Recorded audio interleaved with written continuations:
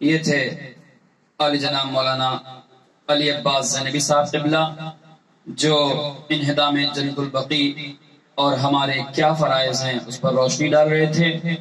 لہذا ہمیں بھی اس بات پر غور و فکر کرنا چاہیے کہ ہم جس یوم سیاہ کو منا رہے ہیں اس میں ہمارے کیا فرائض ہیں۔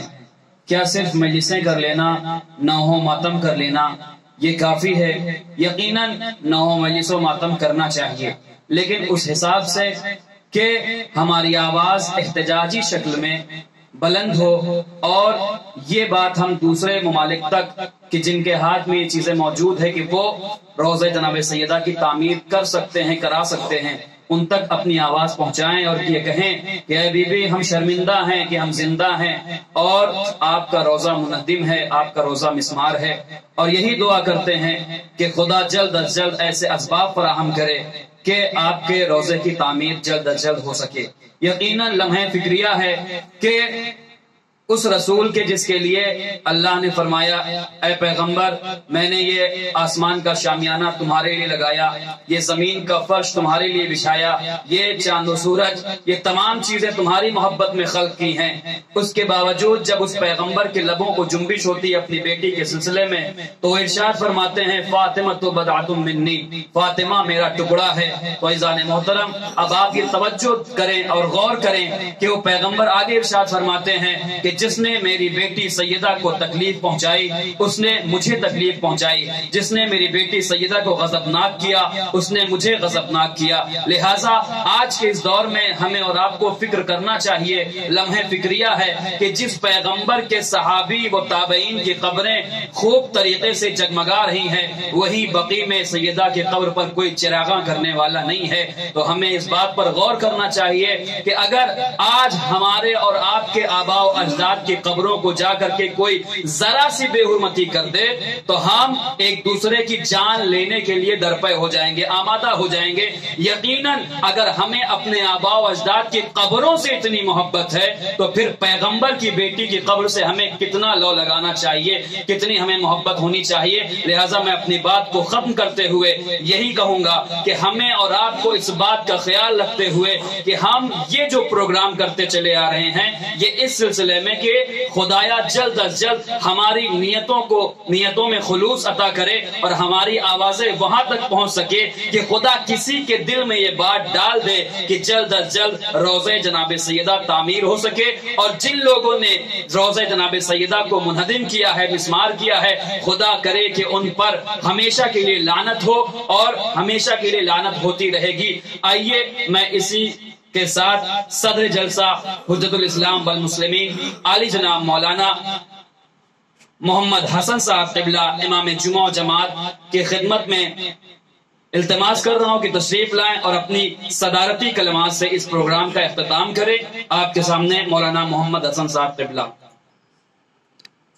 لا حول ولا قوة الا بالله العلي العظيم اعوذ بالله من الشيطان الرجيم بسم الله الرحمن الرحيم الحمد لله رب العالمين والصلاة والسلام على نبيه الكريم وآله الطيبين الطاهرين ولعنة الله على أعدائهم أجمعين أما بعد قال الله تبارك وتعالى في كتاب مبين بسم الله الرحمن الرحيم قل لا أسألكم عليه أجرا إلا المودة في القربى۔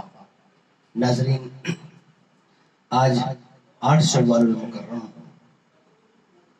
جنت البقیع آج ہی کے دن منہدم کیا گیا تھا۔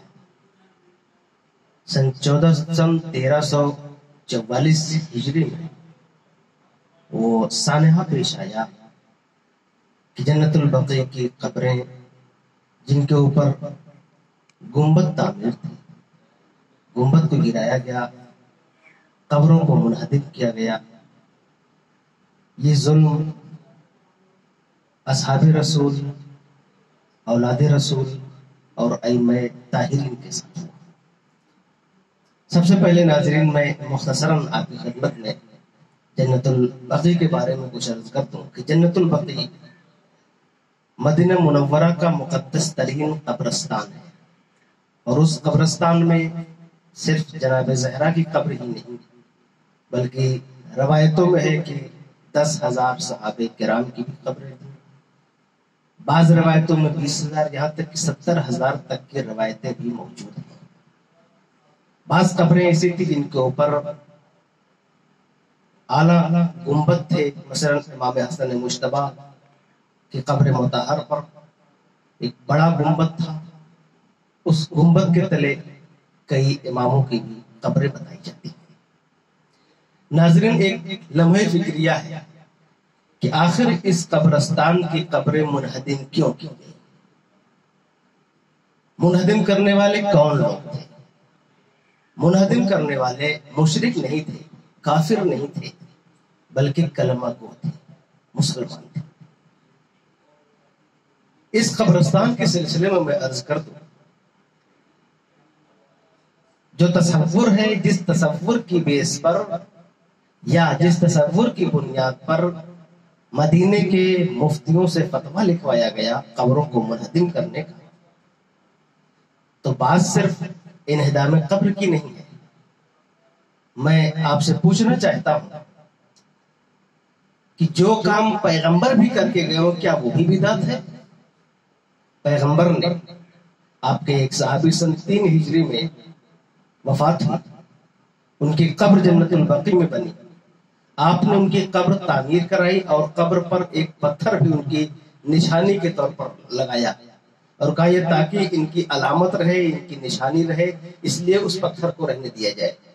تو ناظرین، گویا کہ پیغمبر بھی قبر کے سلسلے میں آپ کا تختی لگانا اس بات کی دلیل ہے کہ قبروں کا وجود یہ باعث بدعت نہیں ہے، بلکہ خدا سے قریب ہونے کا ایک ذریعہ بن سکتا ہے۔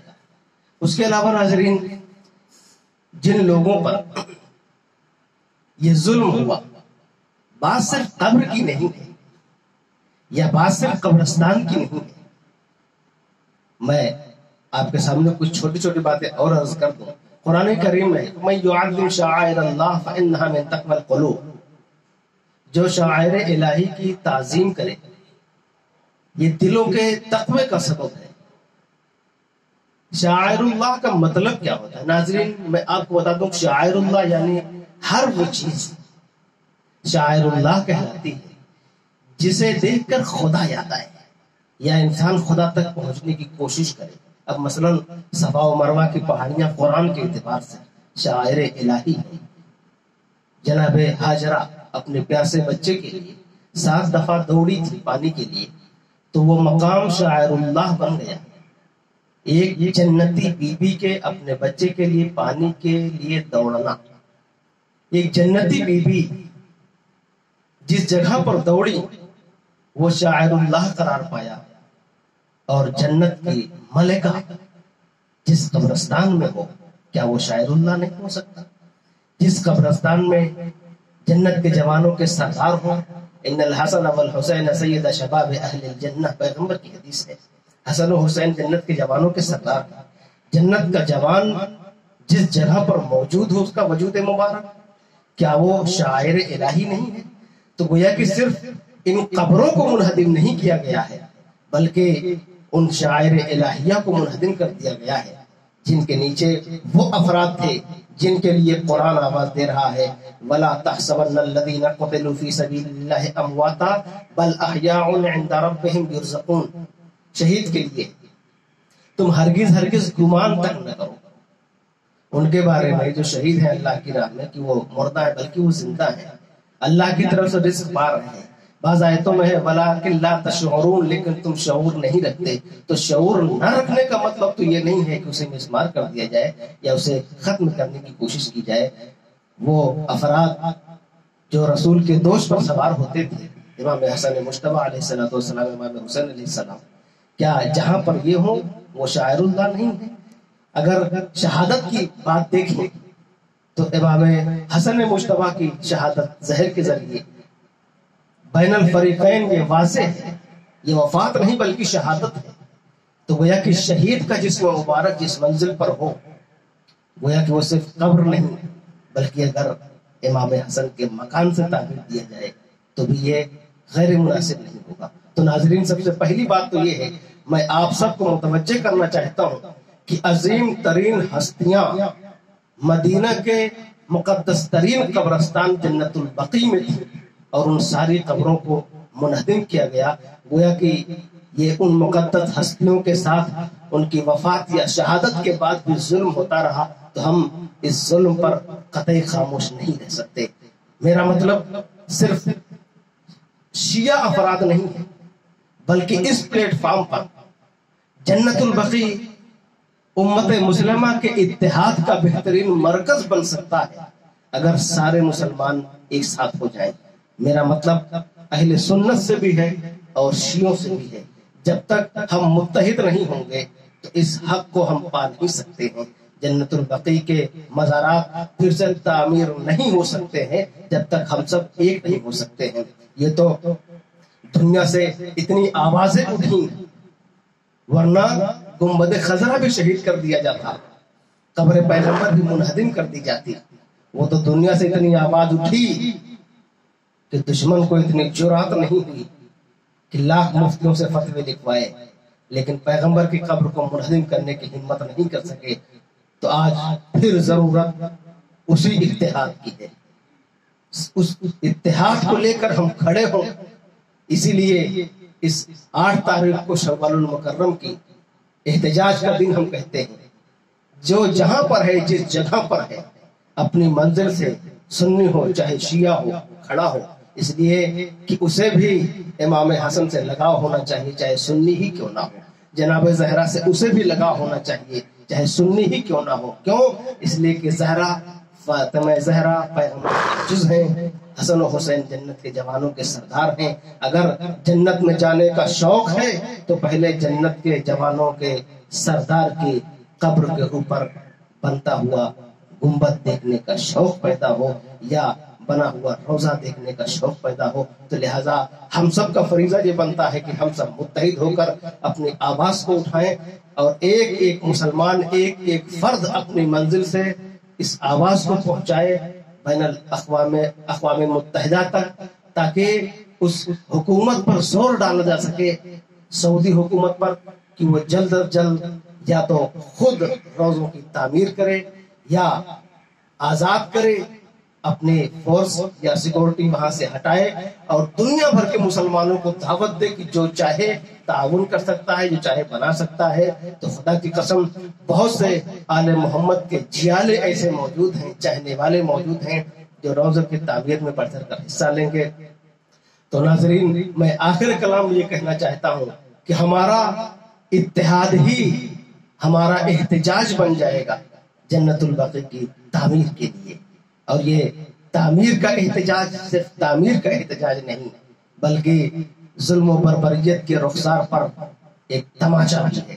تو لہٰذا ہمیں ظلم کو ختم کرنا ہے, مظلوم کی حمایت کرنا ہے اور جنت البقیع کے لیے ایک ساتھ کھڑے ہو جانا ہے, اور ساتھ ہی اپنے اس امام کے ظہور کی دعا بھی کرنی ہے جس کے ساتھ مل کر ہم ان قبروں کی زیارت کر سکیں اور وہاں پر عبادت اور ریاضت بجا لائیں.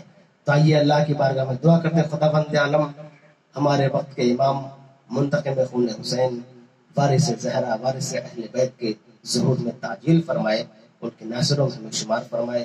والسلام علیکم ورحمۃ اللہ وبرکاتہ.